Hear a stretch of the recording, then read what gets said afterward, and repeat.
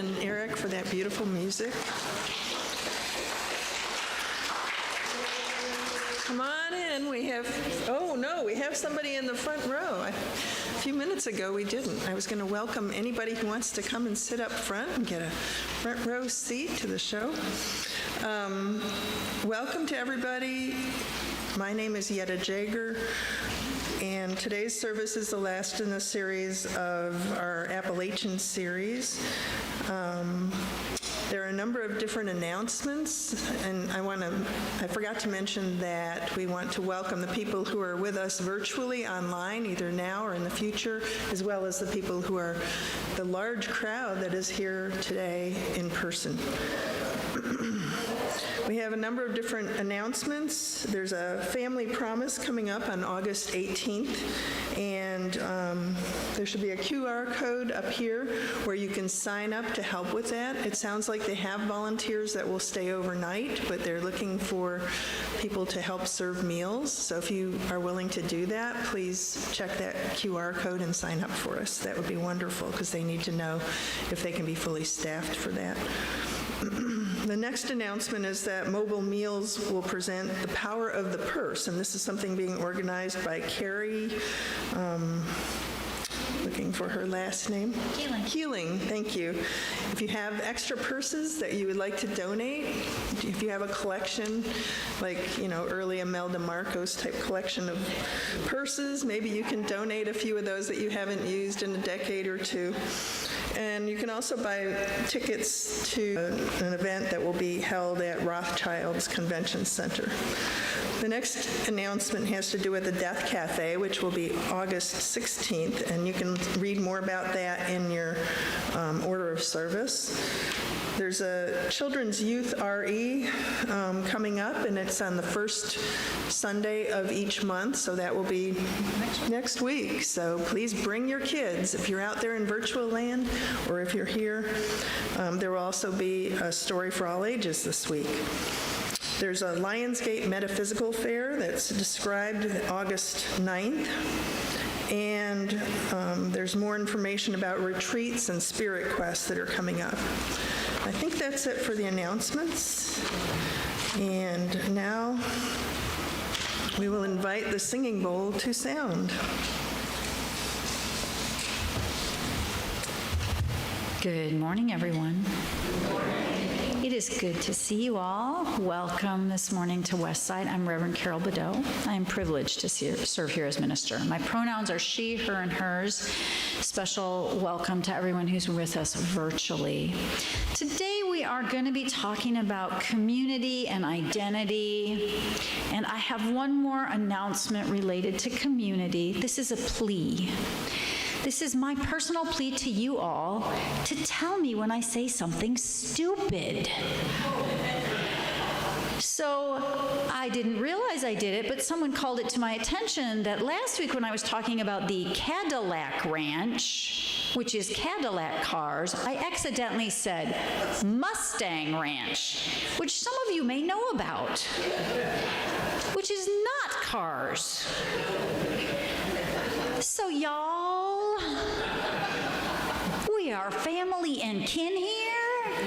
When your kin does something that stupid, for heaven's Rising behind our ribs, we do not float so well, a people raised on dark, swift rivers. There's not a lake in West Virginia not made by man, bulldozed and dammed, or engineered for containment of spoil. Trout stocked deep with cancer, cadmium, arsenic, lead, and zinc, leach into the tables the water we drink. We sink and we sink. Send not a flood, O Lord. And the second one is a more positive take on Appalachia. Raise an Appalachian Child by Georgia Clyde Blair. Raise the Appalachian child who rules over all that is wild, who screams with crows and dances with foxfire. Raise an Appalachian child running barefoot on mountain ridges, dandelions granting their wishes. Raise an Appalachian child, drinking from the creek, swimming in the river, the lightning bug catcher and the banjo picker. Raise an Appalachian child who listens to the hills and talks to the bees, chasing the chickens and stringing up beans. Raise an Appalachian child, fingers stained with wild berries, ghost stories about things big and hairy. Raise an Appalachian child, eyes always filled with wonder, bright as lightning and roars of thunder. Raise an Appalachian child, untamed, unashamed, wild. Raise an Appalachian child. And our candles of concern and celebration. The one of concern is for the effects of climate change. We are expected to break heat records next week with temperatures above 100 degrees. We are concerned for those without air conditioning who will be outdoors, especially as the risk of heat stroke is exacerbated by physical exertion for those that have to work outdoors. Our candle of joy, I should give Carol enough time to light that candle, is for the mountains, trees, and rivers here in Appalachia that offer us nature's refuge from the heat. And now we invite the choir to come up and sing, "What Wondrous Love Is This?" So this is a traditional Appalachian Southern folk song melody.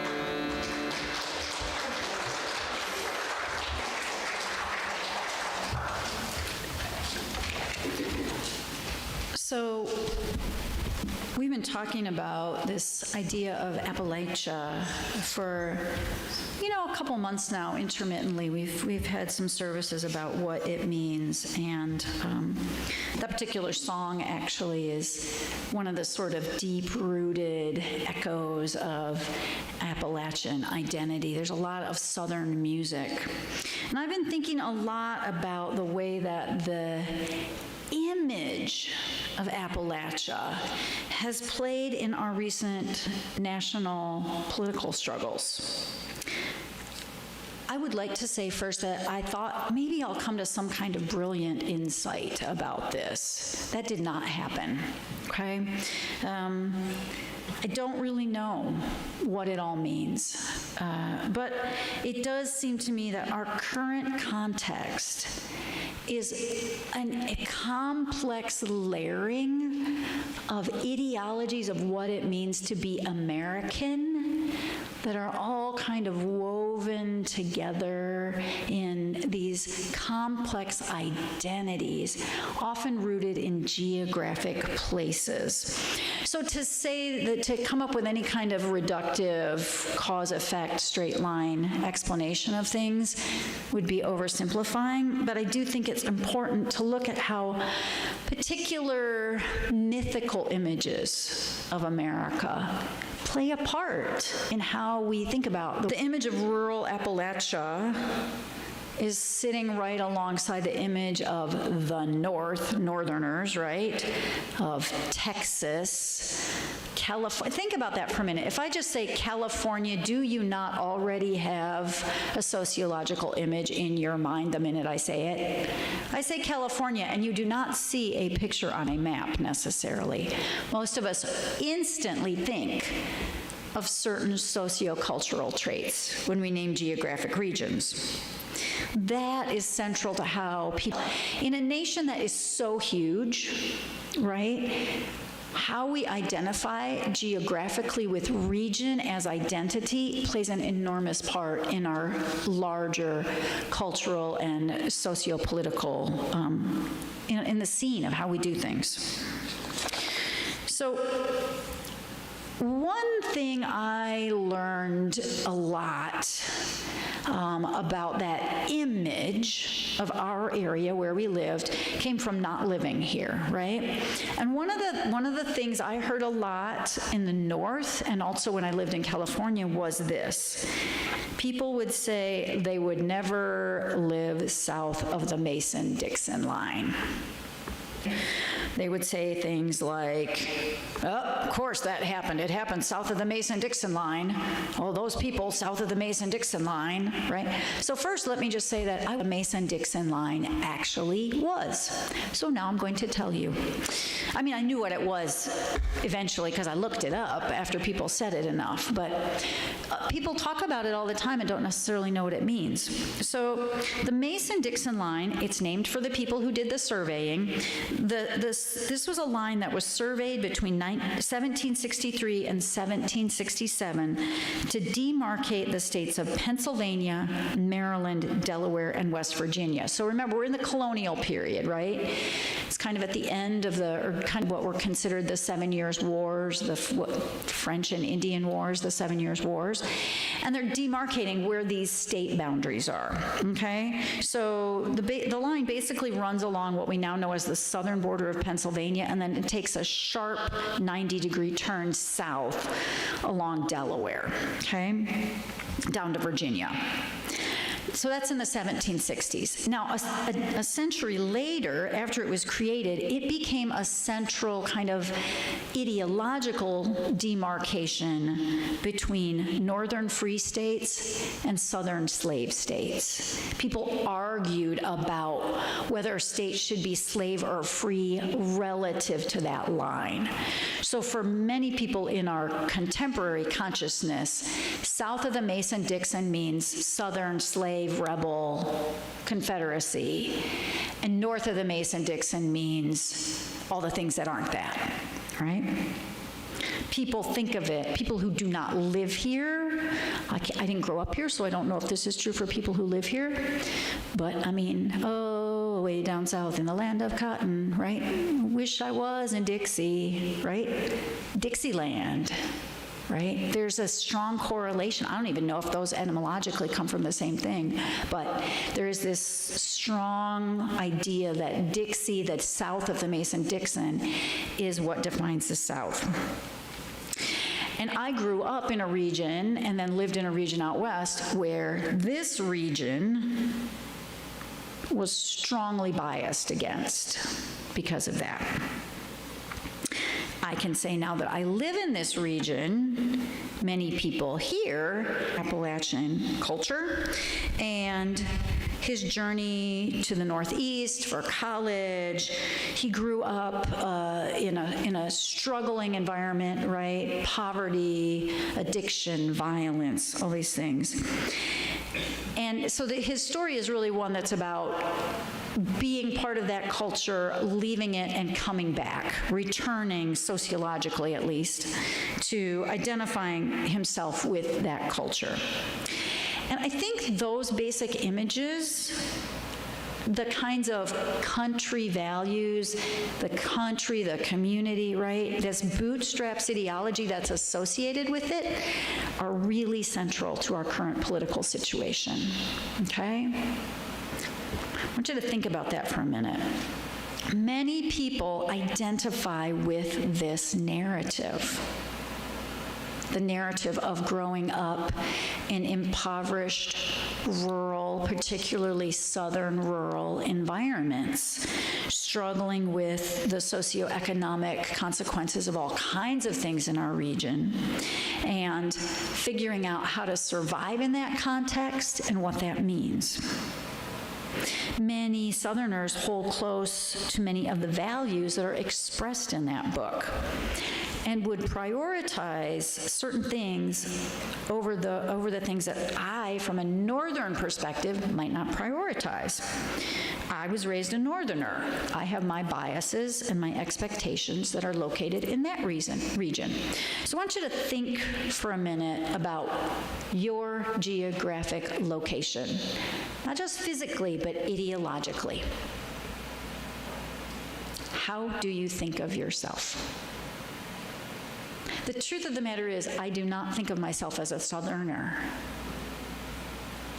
I think of myself as someone who lives in Appalachia. But in my brain, in my heart, I'm still, like, my identity is still connected to all the ideological and sociological assumptions of being a Northerner. Now, here's the catch. These are stereotypes. So just because I think, oh, Northerners, we tell ourselves we're more progressive and liberal, and because we didn't have slaves. Historically, that is a stereotype that is inaccurate, right? The stereotypes are oversimplifications of cultural identities. Northerners are not exempt from the pull yourself up by your bootstraps ideology, right, that we often associate with the South, right? The story in Hillbilly Elegy has a wide appeal. Connection to rural living, living in the country, country values, community. And what's really interesting for me personally is the geopolitical connections between Tennessee and Michigan. And let me just ask you this. How many people in the room have ties to somewhere north of the Mason-Dixon? You got family members. That's economic. So one of the things that happened in the mid-20th century, in the early to mid-20th century, is that as the Depression and the economic struggles in the South caused people to need to leave the land to make money, where did they go? They went to cities in the North. They went to Chicago. They went to Detroit. They went to cities in Pennsylvania. They went to places where they could work in steel mills and do things like that, right? So there are these economic and cultural connections that sort of invalidate some of those stereotypes that we like to hold, right? The links between Appalachia and other regions of the United States have very real economic and historical foundations, and there are people who feel Appalachian all over the U.S. and people who don't feel Southern living here. Just think for a minute, if you had to say, if you were asked in a quiz show, are you a Southerner? Or if you were asking a public man, are you a Southerner? How many of us would have a little bit of a second thought, depending on who we were talking to? I know I would personally have some moments of like, who am I going to say, yes, I'm a Southerner to? There might be people I would be hesitant to admit that to. So I think what I'm trying to say here, and we're going to talk about another book in a minute that deals with this, what I'm trying to say is that there are images of America that play in the American psyche that then shape our politics. So I'm gonna throw a few words out there, and you just see what images come up for you and how you identify with them. Frontier. Frontier. There are people who are like, I love the frontier. I want to be on the frontier. And there are people who are like, the frontier was where bad things happened and people did bad things, right? How do you identify with that image, which is so central to the American ethos? All right, try this one. The West. Right? Big skies, big cows, big hats, right? How do you feel about the West? Is your internal conditioning to say, yeah, yahoo, or is it to be like, oh my goodness, right? I grew up in the North where people who lived out West were considered exaggerated caricatures of people, okay? How about this? The Northeast, nor'easter. If I say nor'easter, does your experience have you feeling like, oh, that warm feeling of like being up on the coast? Or does it have you feeling like, ugh, lobster, gross, fish smell, bad? Right? Okay. How about the Deep South? The deep South. All I have to do is say gumbo. Gumbo, right? Now they're kind of silly. Oh, and let's try California again. California. Probably in a UU congregation on a Sunday morning, if you say California, more people are going to have warm, fuzzy, interested, curious, happy feelings than if you say that in a Southern Baptist church on a Sunday morning. So geographic regions have these incredible identity, socio-political weight to them, okay? So we're going to take a minute, and Jana's going to play a little bit of music for us. And we're just going to have a minute to kind of reflect on that question I've already asked you. What do you think of yourself? Not what do you tell yourself, not what does your head think, but in those kinds of expressions of geographic identity, where do you feel like you fit in or belong?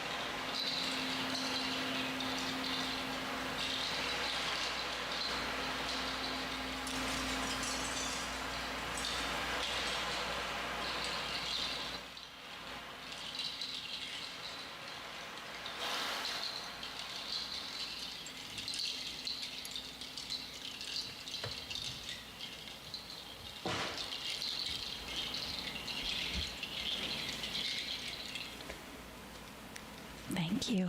I feel like they planned that specifically to align with my own personal internal geographic location, because I was right on the shore of Lake Michigan with the waves coming in and out, and the sound of the lake on the pebbles, people's wind chimes on their houses on the shore of the lake. So where were you? Anybody want to shout out where you were? Yeah. I was in Arizona, red rocks, the cliffs, the wind blowing. Okay, Arizona. Yep, Arizona, the red rocks, the cliffs. North Carolina side of the Smokies in the rain. North Carolina side of the Smokies in the rain. Anybody else? Rocky Mountain National Park, sitting alongside of Alberta Falls. Rocky Mountain National Park by the falls, yep. Now let me ask you a question. What qualities or traits do you associate with these places? So when I think of Michigan, when I think of the lake shore, I think of Victorian culture. And frankly, I love it. There's all kinds of things wrong with it, but there is an ethos that I like that's rooted in, certain kinds of gardens and certain kinds of houses and certain kinds of family structures and certain kinds of educational structures and all farming and all the things. That image holds a certain sociocultural ethos for me. Those places are the ways we kind of hold certain values that are bigger than just, oh, it's got red rocks. Cool. They mean something. Humans are meaning makers. So we take those associations and we make meaning out of them. Right? And there is an American ethos that's very much associated with Appalachia. Matter of fact, there are multiple of them. The book Hillbilly Elegy set off a debate about what it means to be Appalachian, actually. So did you know that you can now buy t-shirts that say, I'm a hillbilly and I don't need an elegy?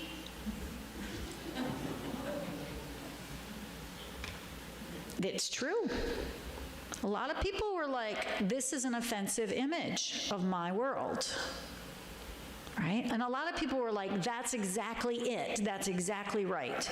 And other people were like, holy moly, that's the wrong image. Now, a contrasting narrative to the one in Hillbilly Elegy, it is contrasting, but it's also stunningly parallel. And it's presented in the novel by novelist Barbara Kingsolver, who wrote a book in 2022 called Demon Copperhead. It won the Pulitzer Prize for Literature in 2023. And it's sort of a modern Appalachian take on David Copperfield. So it's set in Kentucky to Vance's biographical narrative, right? It's in Virginia. It's in Virginia? Oh, okay. I mistook that part of it. Correct you, right? Tell me to, yes, correct me, absolutely. I thought it ended in Virginia but started in Kentucky. Some of it takes place in Knoxville. And some of it takes place in Knoxville, yes. Okay, so it's the regional. And you see, we do need community to get it right. Okay, some of it's in Virginia, some of it's in Knoxville, and some of it might be in Kentucky. But it's definitely in Appalachia. Yeah. And it's true, I didn't read the whole book. I'm only partway through it. So, but what's interesting about it is that, what I found interesting about it is that both books are about young men struggling to make it out of poverty and violence, right? Both books are about how we survive. How do people in those contexts survive? They have slightly different, again, I haven't quite finished it yet, but they have slightly different takes on what attitude or approach you take. And they end up, interestingly enough, these two books end up with different political outcomes. like literal political in our world outcomes, right? So we see J.D. Vance with this book as a springboard to intense political power, because apparently a lot of people identify with his version of the story. Barbara Kingsolver ended up creating a recovery center for women recovering from addiction, and has become an important socio-political figure where she is in place, helping with the opioid epidemic, helping people come out of addiction, and has a lot of things politically to say about our current political situation from a completely different angle. But the narratives they start with, young men in Appalachia, in environments that are violent and strongly affected by addiction and poverty, trying to figure out how to survive. So they have political ramifications, how these individuals told the story of place that they felt connected to. So we're going to take a sidetrack for a minute to talk specifically about the images of Appalachia that are the most popular in the public consciousness. How many of you drink Mountain Dew? Oh, good group of you-yous. We did not have a room full of people raise their hands. Okay. How many of you have heard of Mountain Dew? Aha. Which kind? Soft drink. I mean the Pepsi Cola kind. But that you know the difference proves that you're from Appalachia, or that you're at least living in Appalachia. So Mountain Dew, the drink that was ultimately purchased by Pepsi Cola, it was invented in Tennessee in 1940, okay? And when they started marketing it, right, it went through from 1940 to the early 1960s. It went through a number of different owners who owned the patent on, and they changed the recipe a little bit, but they sort of settled by the 1960s on the green stuff you get in the bottles from Pepsi Cola at the grocery store, okay? So by the 1960s, there was a massive marketing campaign to market this product. Anybody got any idea who the key figure in the marketing campaign was? Grandpappy, who was a hillbilly, and all his kin. So in the 1960s, this was the first widespread national campaign to capitalize on a stereotyped image of Appalachia and of the people and the traits of those people living in Appalachia. The characters of Grandpappy and all his kin were classic hillbilly stereotypes. The idea was that they were, it's interesting, it's in the poem Yetta read, they were free and wild, right? They were home down, country, family, kin-focused people. That is being presented there. Now, it ties to that other image of our region, the other Mountain Dew. What is the other Mountain Dew? Shine, right? So we have this image in the popular consciousness that's all about run and shine. And if you live here long enough, you learn about all the connections between NASCAR and run and shine, right? The reason car racing exists is because Tennessee people were run and shine in fast cars. And they said, this is fun, we should do this for more than time, right? So Appalachia became synonymous purposefully in the popular consciousness with some images. Freedom, wildness, barefoot mountain living, right? Kinfolk. I think it's really interesting that we did not for most of American cultural formation up to this point, actually connect that clannishness in Appalachia with Scottish culture. That is new. We're only now starting to admit that the clans had to do with Scotland and Ireland and other parts of the world. It's interesting how those images of Appalachia as being wild and free, but also poor, right? These are people who live off the land. How that's just a slightly different cousin of the Wild West. Anybody in this room have kinfolk here in Tennessee who are fans of the Wild West and the Wild West ethos? Yep, the Wild West ethos is very much appreciated by people who are rooted in Appalachian culture here, so they're connected. It seems to me that the popular image of Appalachia today is one where freedom of movement is essential, and where resistance to being told what to do is balanced with a deep rootedness, connection, and community accountability. Those sound almost contradictory, don't they?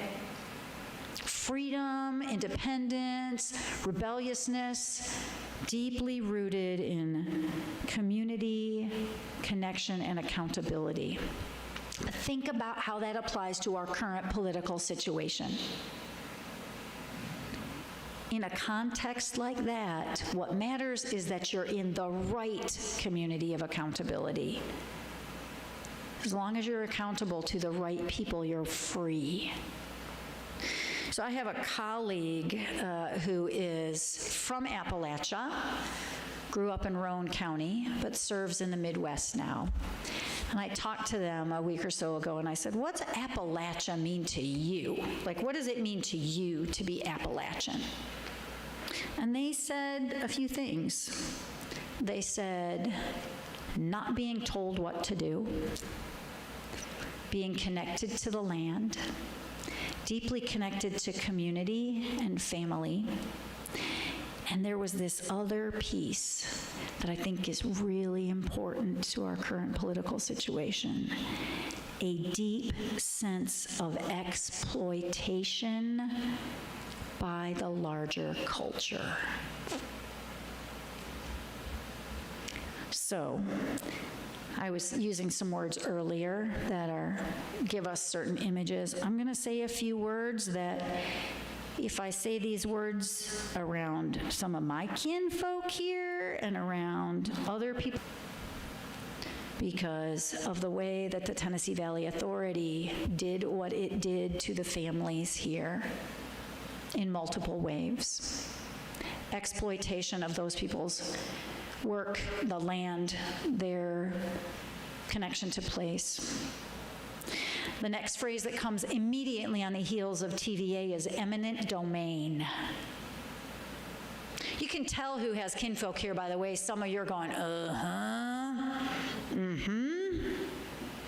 In my household, eminent domain took one piece of land from the family and kicked them out, despite decades of work and hard labor trying to produce a living and a home. And they went to another place, and then TVA, eminent domain, kicked them out and flooded their land to make those lovely resort areas along the Tellico, right? Tellico is... There's reason there's silos sticking up out of the river there, right? Eminent domain, okay?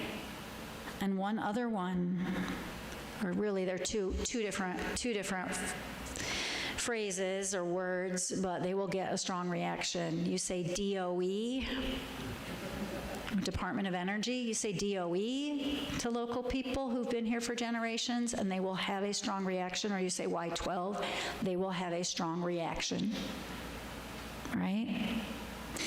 I did not know, for example, that when, in the early days of Oak Ridge being developed, there was an intentional hiring, a specific requirement of hiring African Americans who could not read, in order to prevent them from being able to find out the secret of what was being built, and to prevent them from being able to reveal what was happening in Oak Ridge. And this leads to multi-generational economic and socio-cultural issues right next door, right? So my colleague was talking about, oh yeah, my family will tell you exactly which ones got rich off DOE and which ones got poor off of it. So what I hear underlying a lot of these narratives is exploitation. And of course, that goes back much further to the exploitation of the land that had been tended by Native people for generations here. Our region is geographically huge and it is diverse. The history is spread across many centuries and many cultures, right? People from native North America, people from Scotland, people from Ireland, people from England, people from other parts of Europe, and of course now all over the world. And yet, despite the fact that our region and any region in this nation is too complex to define in simplistic terms, we persist in identifying with images and stereotypes that are emotional and personal and result in ways that we collectively create politics and economies. I would love to say that, and we UUs have got that figured out and we don't do it anymore. But we don't, and we still do, right? So the point of all this kind of meandering through images is that these stereotypes have an incredibly powerful impact on the ways things get done in our world. Okay? Those stereotypes play an important part in our personal psyches. Like the Mason-Dixon had a part in my psyche. The Mason-Dixon had a part in the psyches of my friends who, when I said, I'm moving to Tennessee, did an intervention. And I don't mean that as a joke, like literally, the people at my last church held up me, at which they sat me down and said, you probably shouldn't do this. This is a bad plan. You know where you're going, right? Without having any clue who the people were that I would meet here or what the culture would actually be like. They just had the stereotype. How many of you are familiar with Oliver Anthony's song, Richmond, North of Richmond? I knew you would say yes, Mary Frances. Andrew, too. So there's this song, and if you haven't heard it, I want to really encourage you to listen to it. It is a viral sensation. It's made this guy really famous, and it is the clearest articulation of a contemporary Appalachian identity that is being embraced by both people who love hillbilly elegy and people who say hillbillies don't need an elegy. I know this because I've sat in rooms with both of those kinds of people all together, and they all love the song and can sing it. Okay? It expresses a really poignant zeitgeist of modern Appalachia. It is rooted in economic struggle and loss of cultural coherence. It tells the story of how the North is exploiting the South, how rich men north of Richmond are despoiling and stealing everything from the South. And one of the key phrases in the song is this: living in the new world with an old soul, which is about people wanting to connect to something that they feel like they're losing because of change.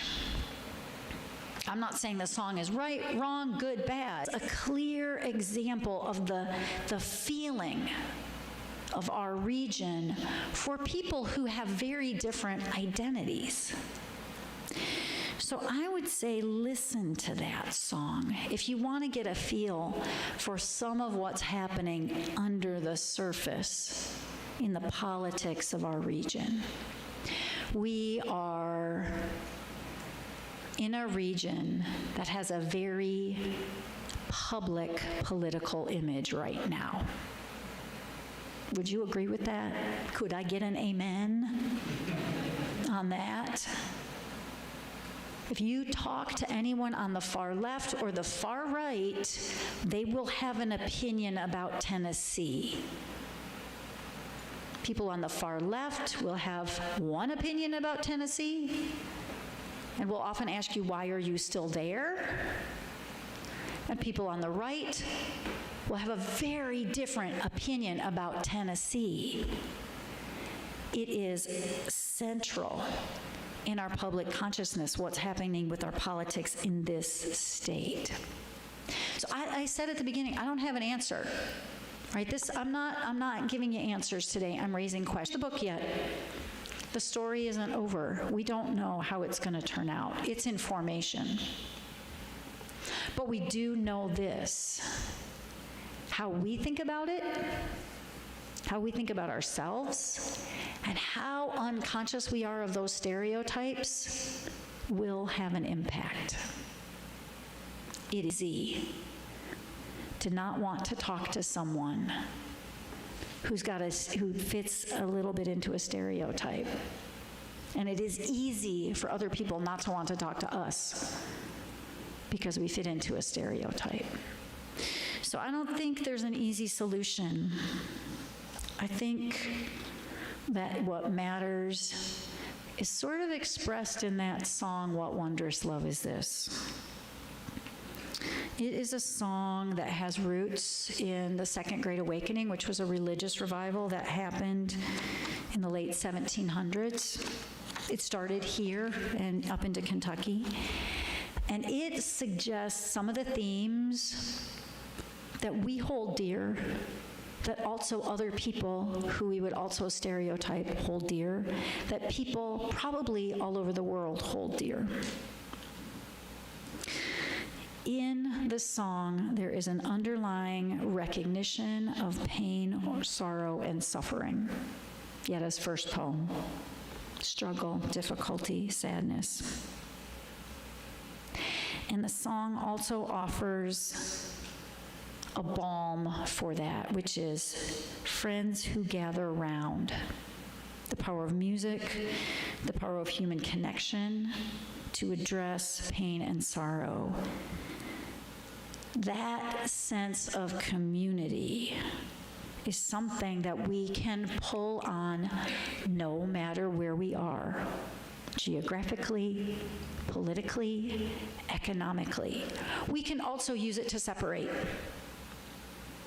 We can use community to separate us from others, or we can use it to connect us to others.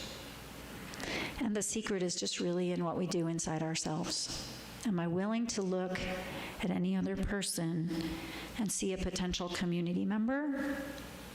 Or am I looking at them to other them and see them as outside? So my challenge to us is this: rather than othering those others who want to other us, let's un-other the othering. Okay, I'll say it more simply. Judy's like, blah, what has just happened? It's easy to other, to say, you're too different from me, I don't like you. It's easy to other another person who is doing that to us, who is othering us.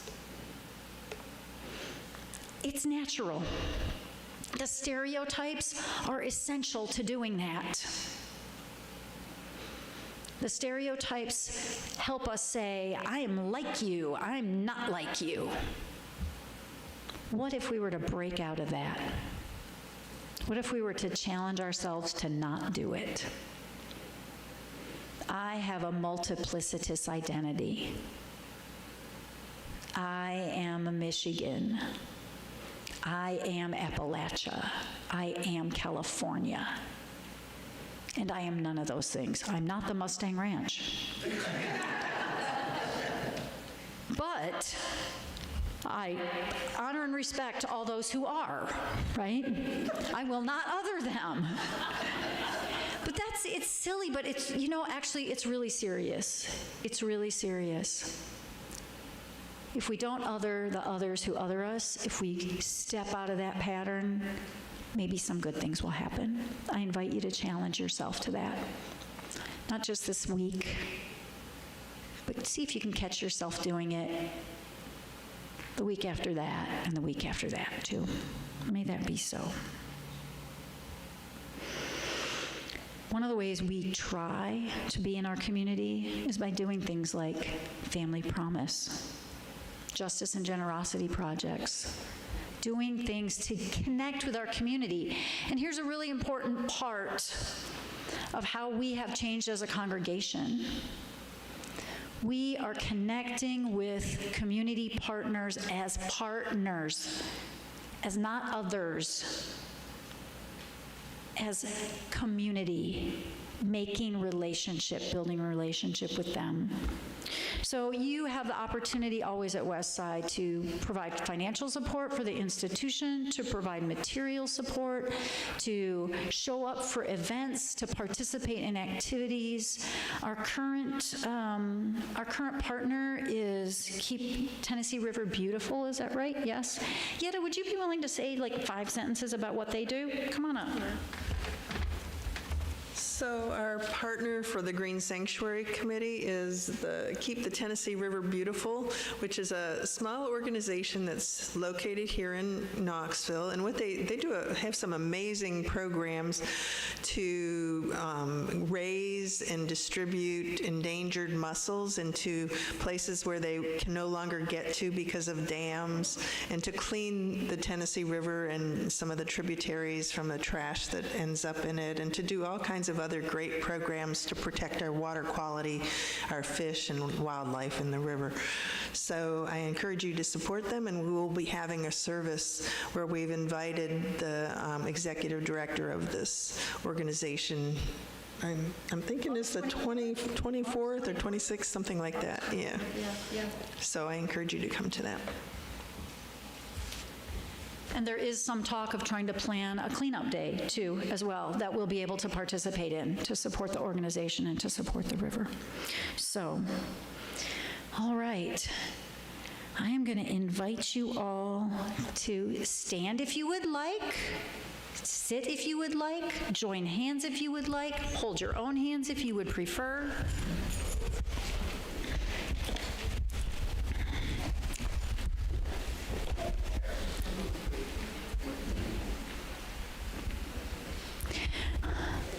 All right.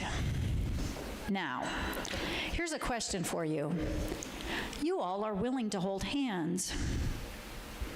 What is it you assume makes that safe about the person next to you? They probably wash them. But why do you assume that? Because they're UUs, probably partly, right? Because they wash them. Look around the room. How much do you assume you have in common with these people? How much do you assume they're different from you? And which do you prefer to focus on at any given moment? I would like to invite you during coffee hour to go up to someone you think you know and are familiar with and find out one thing about them that is completely different than what you expected. So your challenge is to tell someone nobody would be thinking about you. Okay? What is the thing about you that would surprise someone who assumes that they know you? You don't have to do it. We're you-yous. Do it if you feel like it. But I invite you to challenge yourself. Look around the room right now.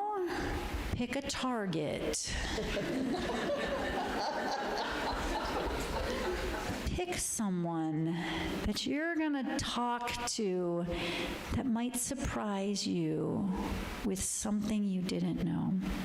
And go into the day and into the week knowing that your uniqueness matters, that these stereotypes may help us connect with one another at the most superficial level, but at the deepest level, it is your whole self that matters. Go in peace, go in passion, and go out there to be as authentic as you can. May it be so.